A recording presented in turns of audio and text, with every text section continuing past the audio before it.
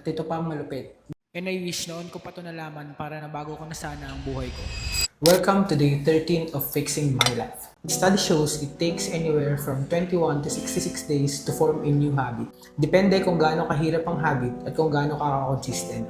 Ngayon, it's just my 13th day ng challenge pero I'm slowly adapting sa norms ko ang ilang habits at somehow nararamdaman ang ilan sa mga benefits nito. Number 1, hindi na nakakatamad tumakbo ng 5 km kasi I'm slowly building my stamina back. Number 2, mas nakakapag-focus na ako sa breathing ko kaysa antayin tumunog yung alarm ng 10 minutes sa mga meditation ko. I also started bringing a book instead of my phone every time tinatawag ako ng kalikasan. At higit sa lahat, hindi ko na pinipindot ang snooze ng 5 AM alarm ko. At first, sinabi ko na ang paggising ng maaga ay isa sa magiging mahirap na habit to build.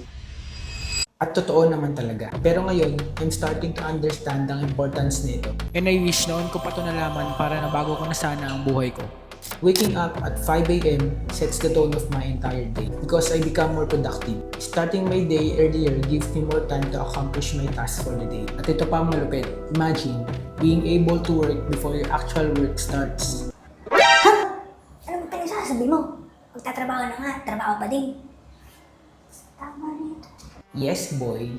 Gigising ka ng 7 AM, doom scroll ka sa phone mo for a few minutes. Next thing you know, nasa office ka na, working your ass off para sa iyong boss, big companies, or clients. Hanggang sa matapos ng araw mo, sleep and repeat the cycle.